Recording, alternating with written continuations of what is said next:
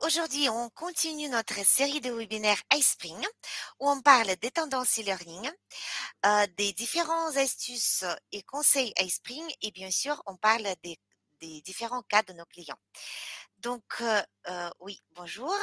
Donc, je me présente, je m'appelle Tania Côté, je suis responsable service client France et donc je chapeaute tous les périmètres français.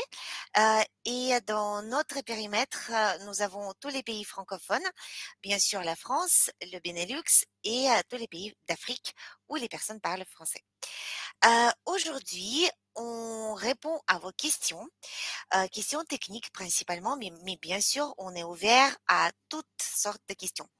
Et on va libérer aujourd'hui la puissance d'Esprit Suite tous ensemble. Alors, aujourd'hui, je ne suis pas toute seule.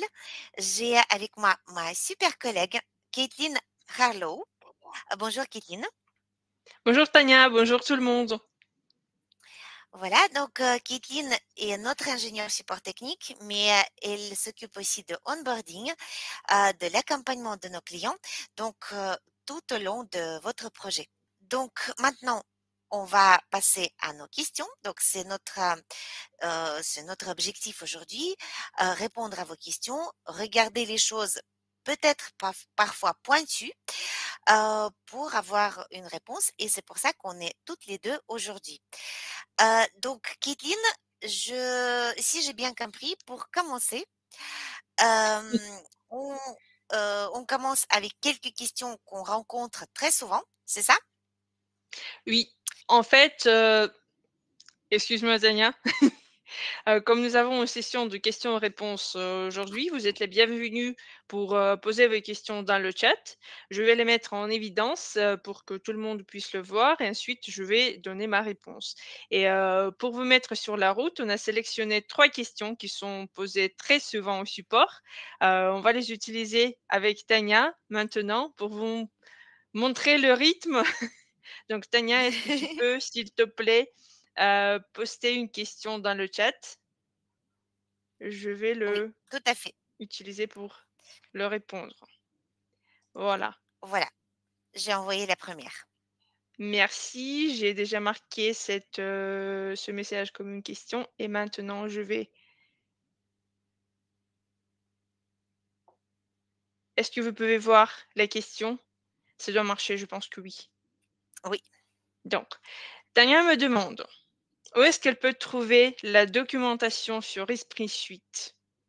Bah, en fait, nous avons des manuels d'utilisateurs qui, sur, tous nos produits, en anglais et en français et en d'autres langues qui, sont utilisées par nos clients. Mais lorsqu'on est en train de traduire les articles de l'anglais vers le français et autres langues, la liste d'articles que nous avons déjà en français n'est pas tout à fait complète. C'est pour ça que je vais vous donner les liens pour la documentation, les 2, en anglais et en français. Vous pouvez ensuite sauvegarder ces liens pour les utiliser dans votre, travail au quotidien. La première question, c'est, très simple. Ici, vous pouvez, sur, tous les liens, vous pouvez cliquer dessus pour, arriver à la bonne page avec, tous les articles que nous avons faits pour, vous expliquer comment fonctionnent nos fonctionnalités de Esprit Suite Max. d'accord, super, Caitlin. Donc, est-ce que je peux poser la deuxième? Ah oui, bien sûr. D'accord. Bon, cette question, je t'avoue que on l'entend très très souvent. Même au tout début du projet, c'est quelque chose qui ressort. Donc voilà, je Oui, serais contente si tu puisses répondre à cette question. oui, c'est exactement pour ça que j'ai choisi cette question. Elle est, oups! Tania, excuse-moi, est-ce que tu peux le faire encore une fois? La même question. Oui, oui, je viens Merci. de le faire. OK. Donc, est-ce que cela pose problème si je sauvegarde les projets sur OneDrive ou réseau externe? Bah, c'est OK de stocker les projets complètes sur son serveur de compagnie, par exemple, sur votre disque OneDrive, mais tous les projets en progression doivent être sauvegardés sur votre disque local. Tout d'abord, peut-être pour ceux qui ne le savent pas, il faut que j'explique ce que c'est un projet Spring et de quel dossier je parle.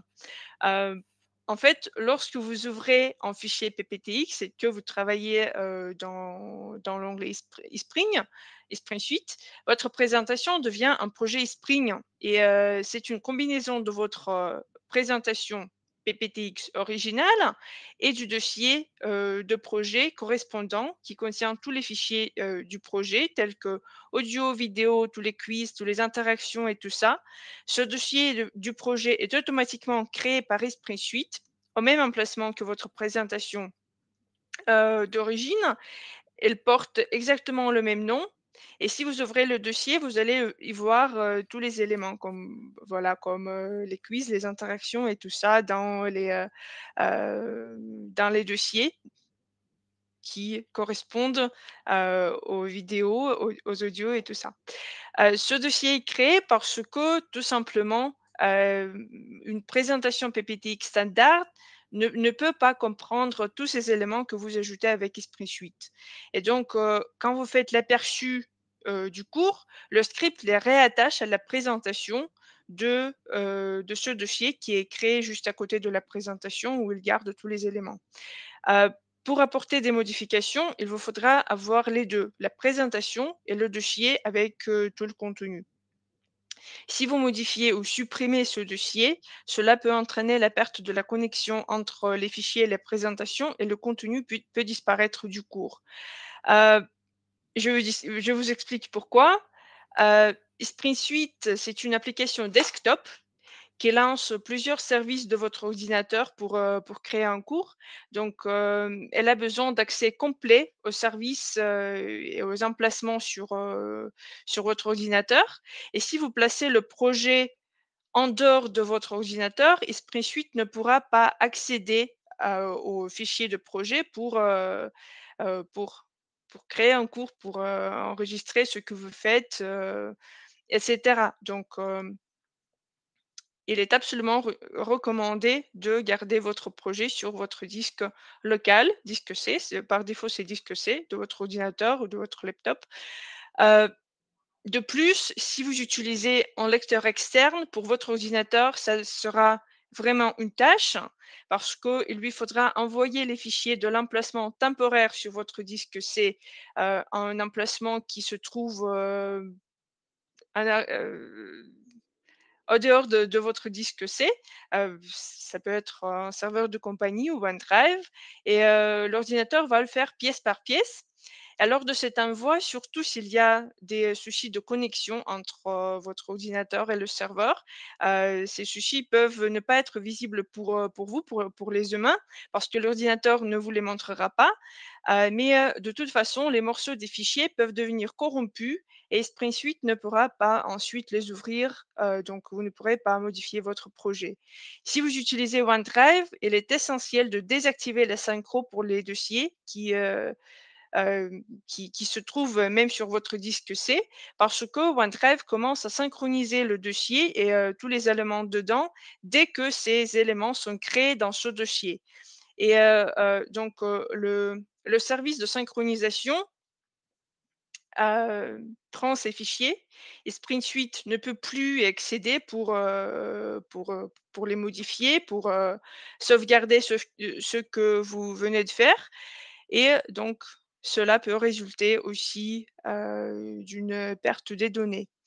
Hem, ou bien OneDrive peut supprimer les dossiers, du projet lors de la synchronisation. Hem On ne sait pas vraiment pourquoi OneDrive fait ça. Peut-être que c'est à cause des types des fichiers Esprit Suite qui, ne sont pas typiques pour Windows, mais je vous jure que ces fichiers sont tout à fait anodins pour le système. C'est juste, ce sont des fichiers qui sont propres à nous, à Espring et donc il y a des scripts, des petits trucs, des petits, fichiers temporaires qui, sont très souvent vus comme, pas si anodin par, OneDrive peut-être, on ne sait pas. Donc OneDrive peut les supprimer. C'est pourquoi? tous les fichiers que vous créez avec Espring doivent être sauvegardés dans un emplacement qui se trouve sur votre disque local et qui n'est pas synchronisé avec OneDrive. Mais nous, chez Spring, on comprend absolument bien que dans le monde d'aujourd'hui, vous partagez les documents avec vos collègues pour y travailler ensemble le plus souvent, c'est OneDrive qui est utilisé ou bien un serveur de compagnie et on a toujours des moyens pour le faire. Je vais vous le montrer si je peux hem, partager mon écran, par exemple.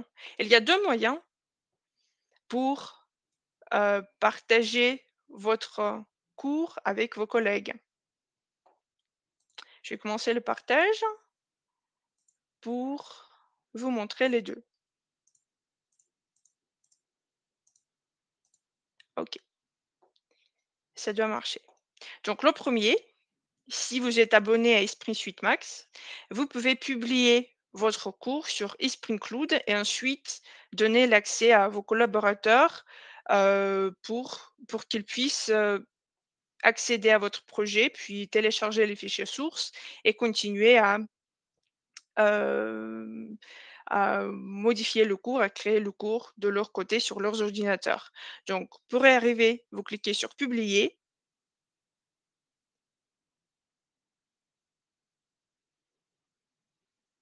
Ah, ça mouline. C'est parce que, je partage mon écran et j'utilise Esprit Suite en même temps. Mon ordinateur n'est pas si puissant pour ces 2 tâches, je pense.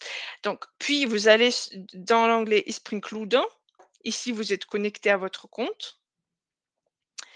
Vous cochez la case pour uploader les fichiers sources. Vous sélectionnez le projet où vous allez publier votre, cours. Voilà, je sélectionne le mien, sélectionner et puis vous cliquez sur «Publier».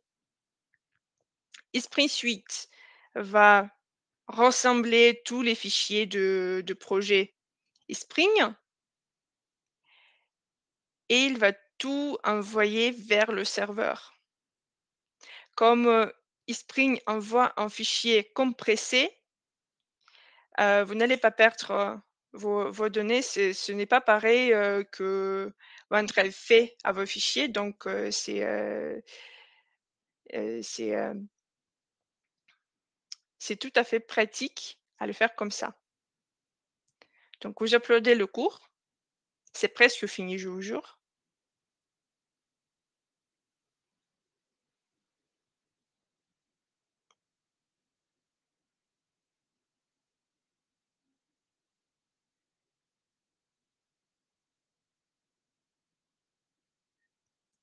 Ce fichier va avoir, les 2, la présentation et le dossier avec tous les éléments dedans et vous pourrez le télécharger comme un dossier compressé en zip. Voilà, il le fait maintenant.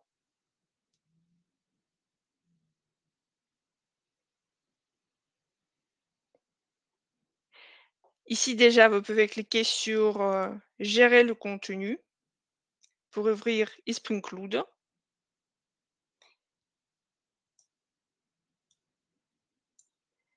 Voici la présentation, vous cliquez dessus pour la sélectionner et puis vous cliquez sur «Télécharger les fichiers sources» et ça va commencer à télécharger le fichier du projet.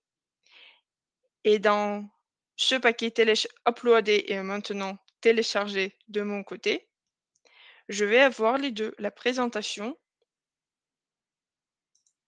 et le dossier du projet. Voilà, la présentation et le dossier du projet avec tous les éléments dedans.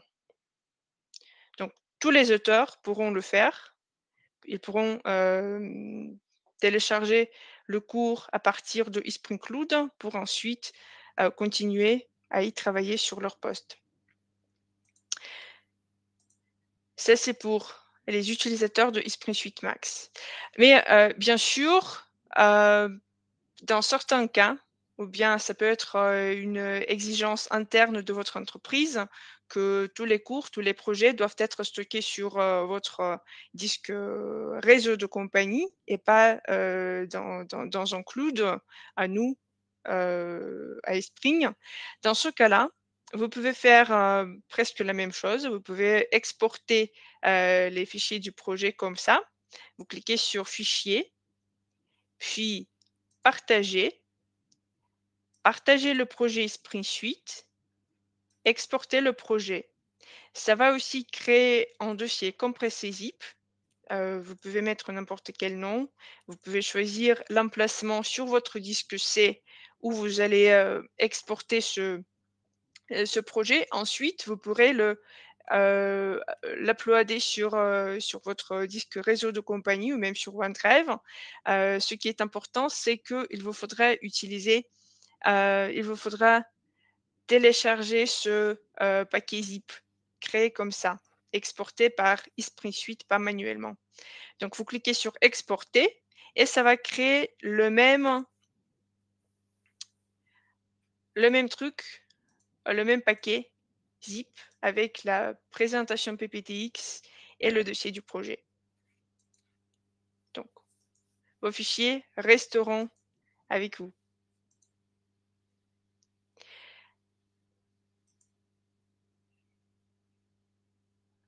Voilà, D'accord. Merci beaucoup, Kidine. on continue. Oui, mais je vois que qu'on a déjà une question de la part d'Annick. Oui, c'est Donc, super, après, tu pourras répondre à ma question, à ma troisième question que j'ai absolument, préparée plus tard. absolument. Donc, d'abord, on va apporter notre attention à cette question d'Annick. Donc, est-ce que je te laisse lire? Oui, absolument. Je vais D'accord. peut-être le marquer comme question et je Oui, vais, le marquer pour que tout le monde puisse le lire.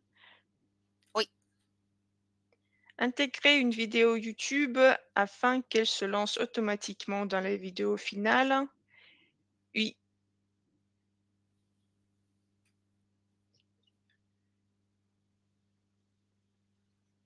Bah, en fait, si vous souhaitez l'intégrer avec la narration, il faut vraiment avoir le fichier du vidéo pour, l'intégrer. Je vais repartager mon écran encore une fois pour, vous montrer la narration parce que c'est un peu autre chose. Donc quand vous intégrez une vidéo YouTube, ça va, être ajouté comme une partie de votre diapo. Donc, je vais créer une nouvelle diapo ici. Donc, vidéo YouTube, je peux utiliser ce lien, je crois, ce lien test. Donc, vous insérez l'URL de la vidéo YouTube et elle sera toujours ajoutée sur la diapo et pas comme une partie de la narration. La narration et les vidéos de narration, c'est quelque chose, d'autre. C'est, c'est la vidéo du présentateur ou bien, l'audio du présentateur, de la personne qui, explique le matériel, hem, en même temps que, l'utilisateur regarde sur la diapositive. Donc, ça, c'est la vidéo de, YouTube, que j'ai sur ma diapo et elle ne sera pas ajoutée comme une partie de la narration. Parce que la narration, c'est une autre chose. C'est la vidéo qui, commence, à côté. Pour pour que la vidéo soit commencée automatiquement, vous pouvez y ajouter ce paramètre autoplay. Oups,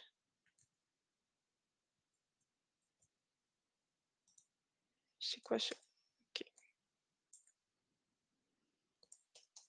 Autoplay est égal en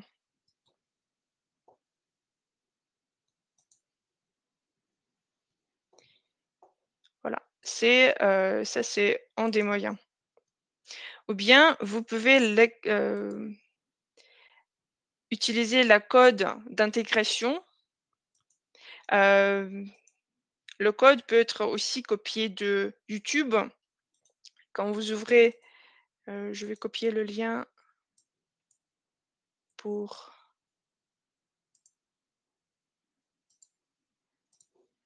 ouvrir cette vidéo sur YouTube.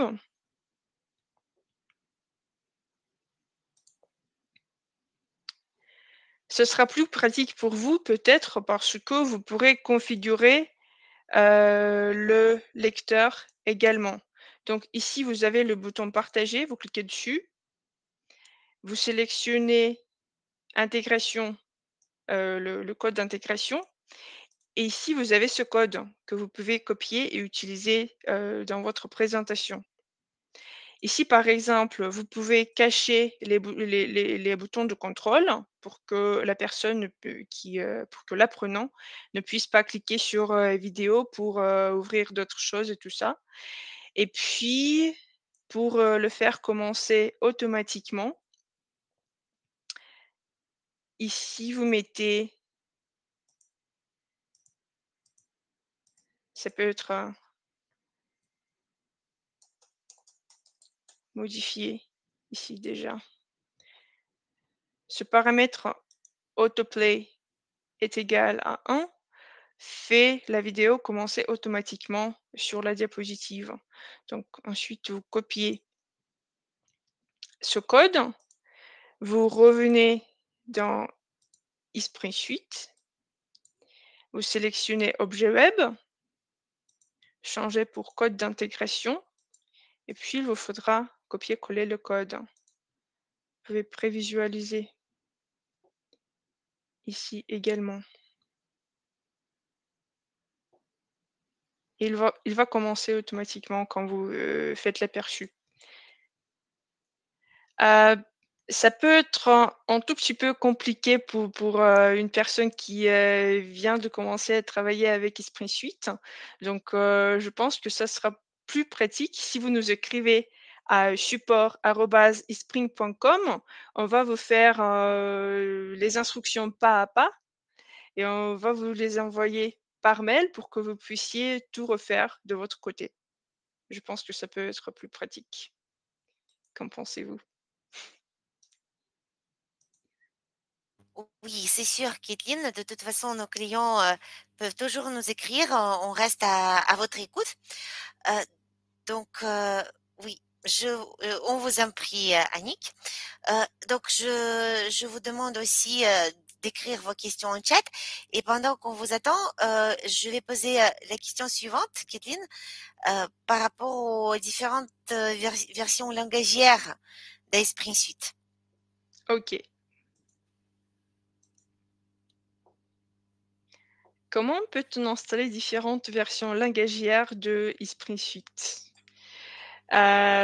Oui, c'est une des questions qui est très souvent posée par notre client parce que, bien sûr, les grandes compagnies, les compagnies plus petites ont des créateurs partout dans le monde, dans des pays différents. Et si le siège se trouve par exemple en France, c'est pas forcément que le collaborateur qui habite en Allemagne, par exemple, que cette personne parle français. Et donc, c'est tout à fait normal qu'il souhaite utiliser Esprit Suite sur leur langue maternelle. Mais cette chose-là, ça dépend vraiment du type de votre licence, parce que si vous avez une licence standard pour Esprit Suite Max, ça va vous donner l'accès à une version langagière seulement. Donc, si vous avez acheté une licence pour la version française, toute votre équipe devra utiliser la version française et cela ne pourra pas être changé dans le système. Euh, pour nos clients qui ont besoin de plusieurs versions langagières, on a cet autre type de licence qui se trouve licence multilangue. Euh, Ça veut dire que les auteurs de votre compagnie pourront installer n'importe quelle version langagière de Esprit Suite Max sur leur langue maternelle, mais ils pourront se connecter au même espace de travail Spring Cloud pour partager leurs cours, partager les caractères, les personnages, désolé, que vous créez avec, le rédacteur des personnages. Donc tout ça sera disponible pour tout le monde, pour tous les créateurs dans la compagnie. Heu, voilà, c'est vraiment super par rapport à une solution comme, je veux dire, si vous êtes une compagnie grande, vous avez les départements dans plusieurs pays. Vous pouvez bien sûr acheter des licences pour une licence langagière pour, chaque département, pour chaque pays, pour que le département en Allemagne, heu, ait une version allemande, pour que le siège, ait une version française, pour que, bah, je sais pas, pour que le département en Espagne, ait la version espagnole et tout ça. Mais dans ce cas-là, chaque département aura un espace séparé, de tout autre. Donc, ils auront, leur propre Spring Cloud et bien sûr, ils pourront l'utiliser pour, partager les cours, les personnages et tout ce qui est créé avec, Spring Suite, dans leur équipe. Mais cela ne pourra pas être fait, au sein d'une, grande compagnie. Donc ils ne pourront pas partager tout ça, sur, Spring Cloud avec, d'autres départements, ce qui peut leur empêcher à collaborer, heu, plus efficacement qu'ils, pouvaient le faire. Voilà. Donc, si vous êtes intéressé, n'hésitez pas à demander à vos managers, du côté Spring. On est toujours là pour, vous aider à résoudre tous ces soucis de connexion qui peuvent être, hem, évoqués lors de l'utilisation de Spring Suite Max. D'accord, Kathleen, merci. Et on a encore une question. Donc, c'est une question de Lauriane par rapport à la traduction. Donc, je te laisse lire et OK, après répondre à cette question. oui, je vais le marquer.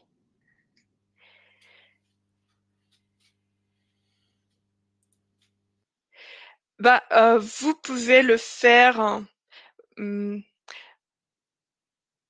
il faut que je vous dise, qu'on ne peut pas traduire en cours directement sur Esprit Suite, mais, on a eu un truc qui facilite à le faire. Je vais repartager mon écran encore une fois.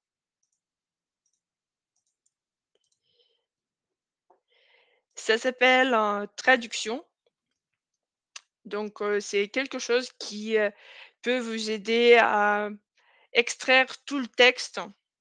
Je ne parle pas des voix off et des fichiers audio parce qu'ils ne seront pas traduits, automatiquement. Il vous faudra les, remplacer manuellement. Je suis désolée.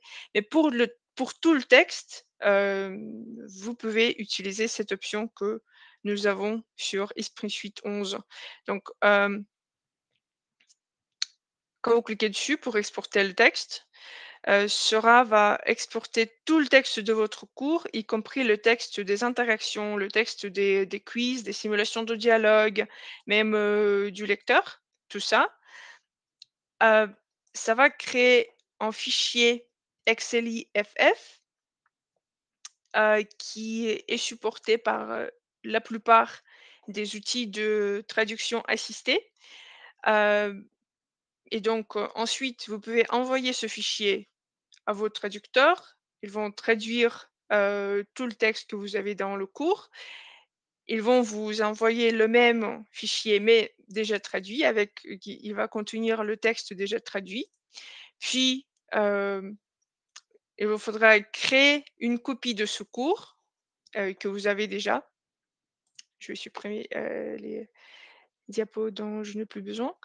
Heu, il vous faudra créer une copie de ce cours comme ça. Puis voilà, c'est une copie qui sera créée. Vous exportez les fichiers de ce paquet zip. Vous, ouvrez cette, nouvelle copie de ce cours.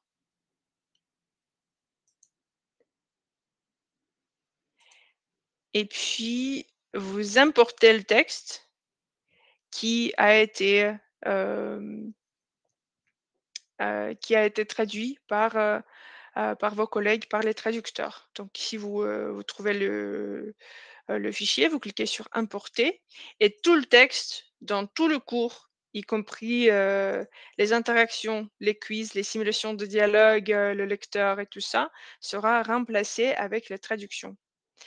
Heu, pour les voix off, pour, les fichiers audio, on n'a pas cette fonctionnalité, je suis désolée, mais je pense que celle-ci va vraiment vous aider à basculer ce processus de création des cours sur plusieurs langues.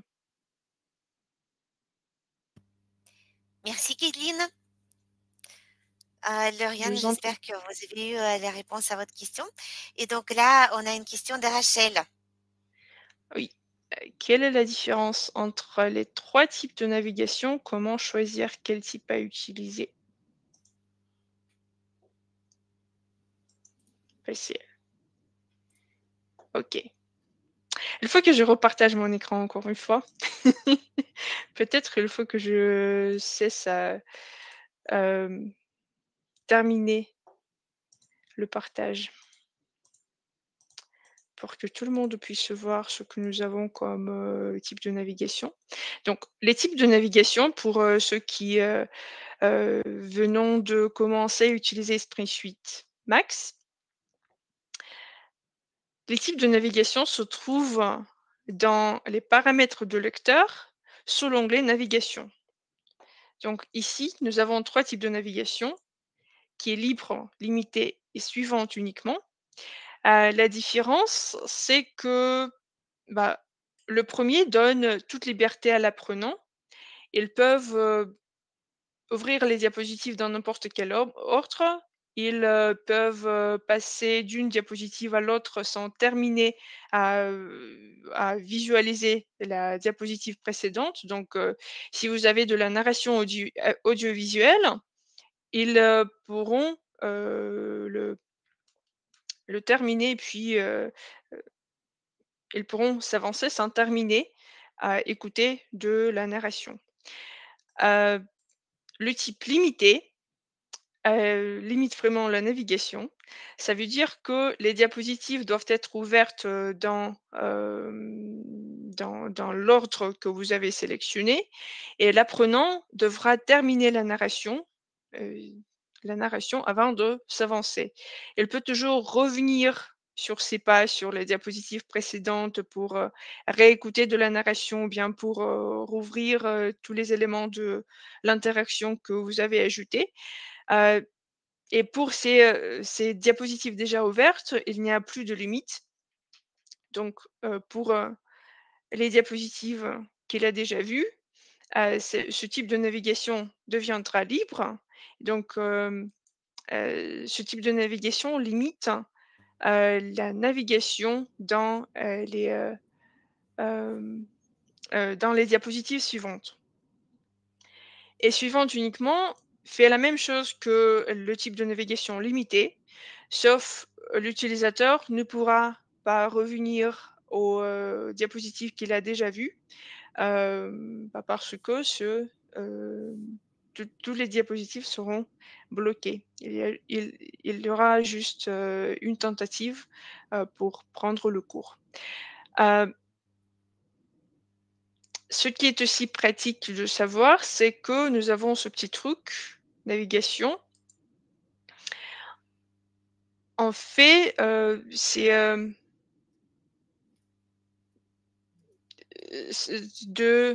paramètre avec ce paramètre, vous configurez qu'est-ce qui va se passer une fois que l'utilisateur clique sur, le bouton suivant. Donc, par défaut, c'est, choisi comme par diapositive et ça veut dire qu'une fois que vous cliquez sur le bouton suivant, vous allez ouvrir une nouvelle diapositive. Si c'est marqué comme par animation, ça va ouvrir une nouvelle animation que vous avez sur la diapositive.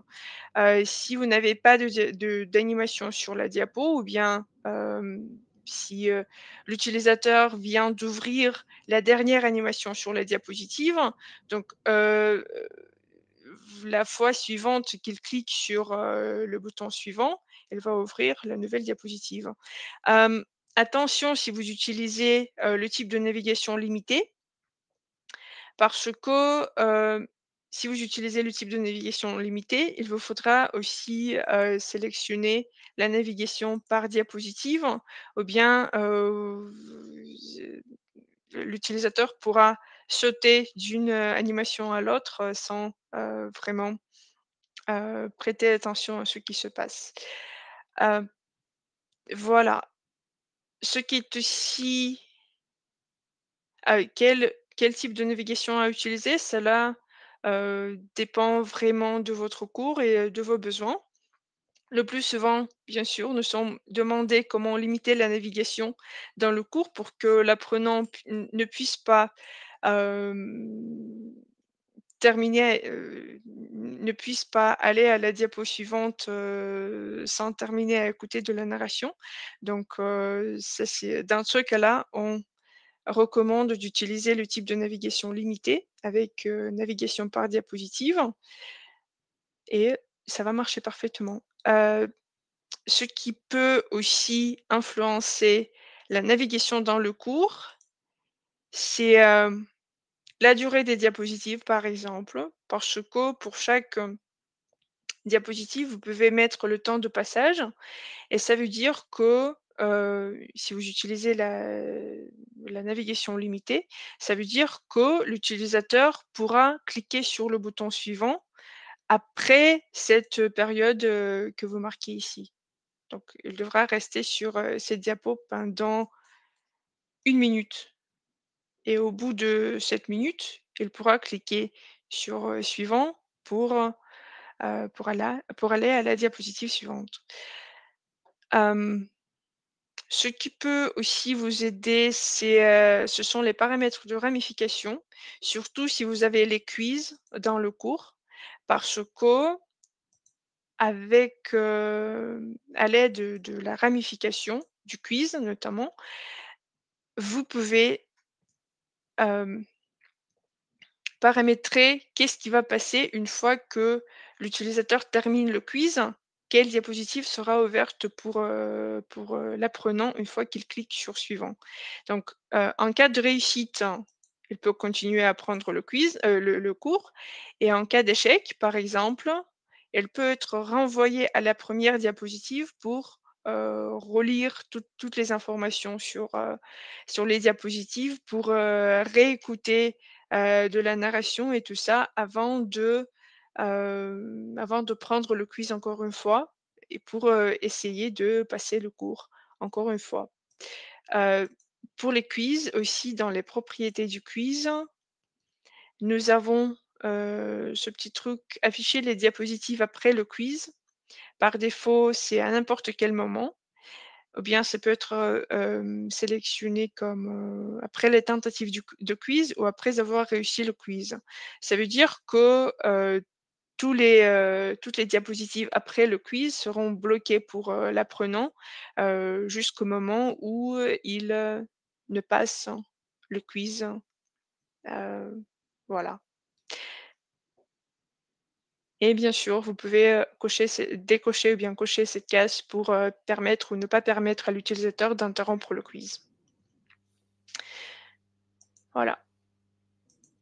Ça, c'est Merci tout Kidine. pour la navigation. D'accord. Bah, on attend d'autres questions. Donc, les personnes qui sont en chat, si vous pouvez euh, poser vos questions, n'hésitez pas à utiliser cette opportunité pour poser vos questions. Ah voilà, Voilà, maintenant c'est Thomas qui nous en pose avons les un questions. nouveau. Bonjour à tous, comment cacher les bonnes réponses dans les quiz? Pas mal comme une question. Donc, je pense que vous cherchez une solution anti-triche. J'ai un quiz ici parce qu'il vous faudra apporter des modifications dans le paramétrage du quiz pour y arriver. Heu, voilà. Le premier changement que qu'il vous faudra faire, c'est, d'aller au lecteur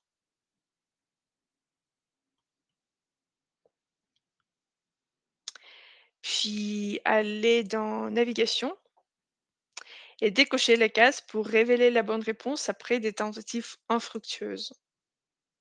Ça va dire que, une fois que l'utilisateur donne sa réponse et qu'il clique sur, «Envoyer la réponse sera acceptée par le système, vérifiée aussi par le système, mais l'utilisateur ne va, avoir les bonnes réponses. Donc, je vais faire n'importe quoi. Voilà. Je peux voir que j'ai donné une réponse incorrecte, mais je ne peux pas voir quelles sont les bonnes réponses. Si vous souhaitez également cacher ce pop-up avec le feedback, vous pouvez le faire.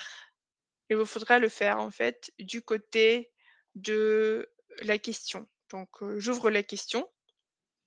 Je vais ici dans les paramètres de feedback, je clique dessus et je sélectionne aucun. Si je prévisualise encore une fois,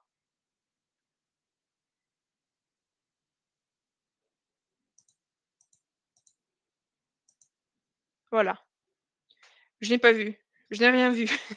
Je n'ai pas vu si j'ai donné une bonne réponse ou pas et je ne peux pas voir le texte de feedback. Ça m'envoie directement à la question suivante.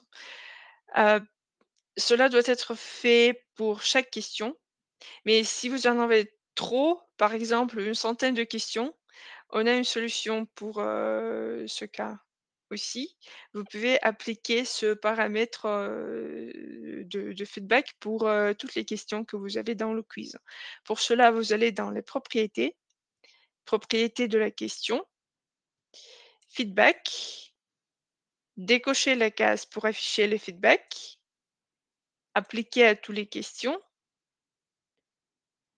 Voilà, ça c'est le paramètre du feedback. Donc cliquez sur appliquer, enregistrer et voilà, le feedback a été changé automatiquement et pour celui-ci également. Heu, Si par exemple, vous donnez plusieurs tentatives à prendre ce quiz, il vous faudra peut-être aussi cacher les bonnes réponses, de la diapositive avec les résultats. Donc, je vais dans, les paramètres, des résultats. Cette diapositive existe dans 2 modes pour 2 scénarios.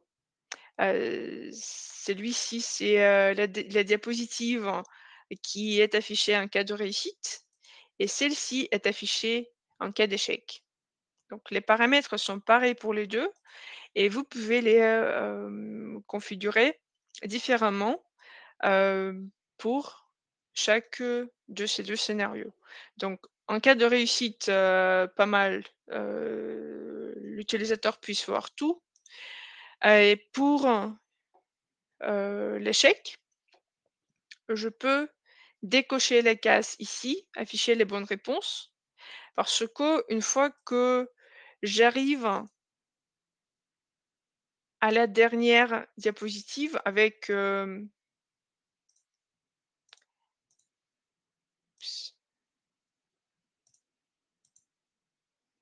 dès que j'arrive à la dernière diapositive, j'ai ce bouton-là pour revoir le cours, le quiz et ça va m'ouvrir, toutes mes questions, toutes les questions avec toutes mes réponses et mes réponses seront marquées soit comme, correctes ou pas correctes.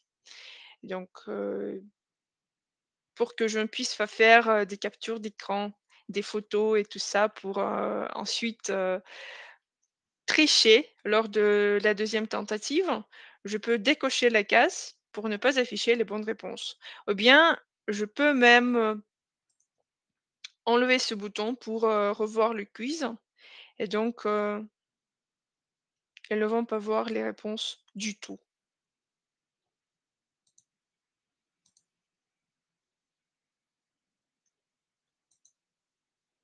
Voilà. Merci Kéline. Donc, on a encore une question. Donc, Kathleen, je te laisse lire. Je suis un concepteur de cours, parfois mes projets ne peuvent pas être publiés. Que je peux faire pour y échapper?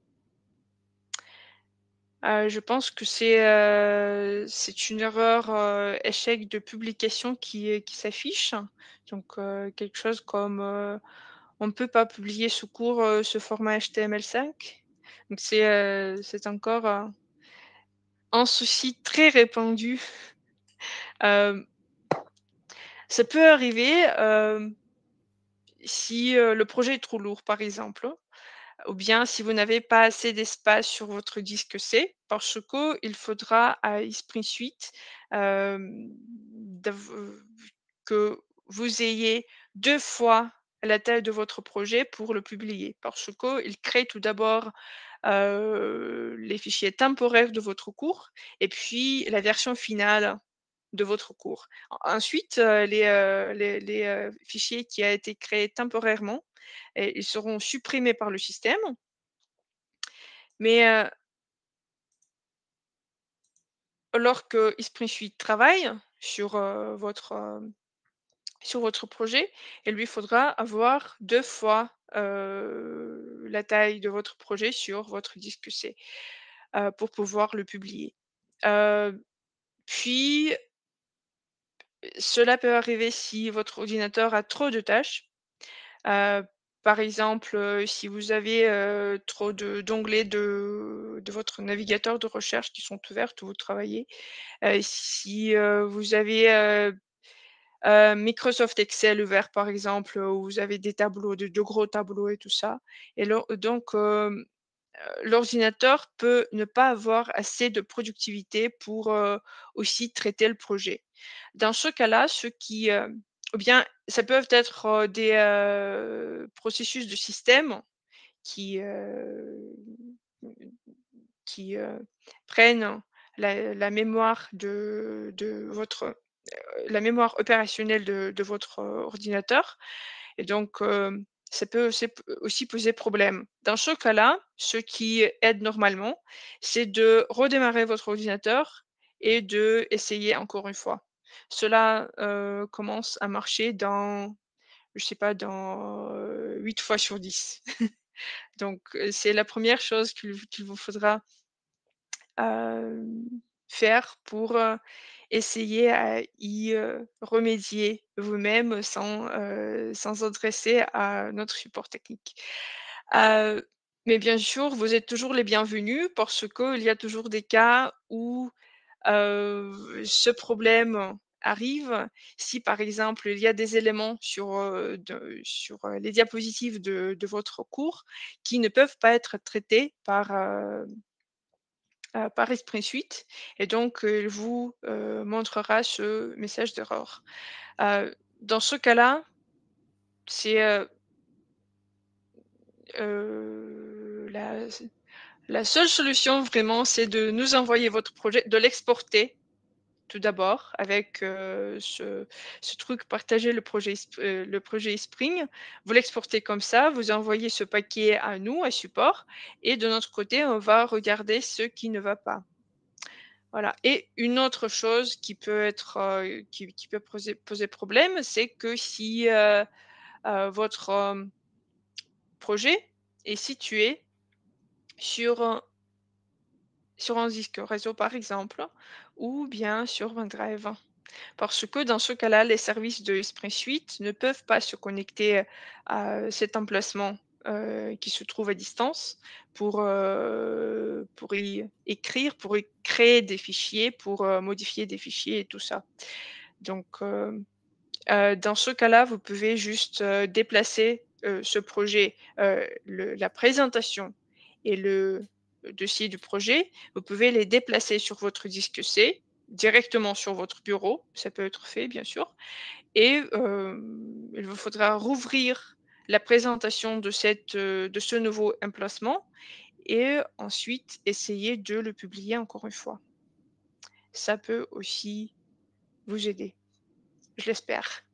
Sinon, ou bien si quelque chose ne va pas, vous pouvez bien sûr nous écrire ou nous contacter dans le chat sur notre site web ispring.fr et bien, on va vous répondre, heu, très, très rapidement et on va vous aider à convertir votre, projet.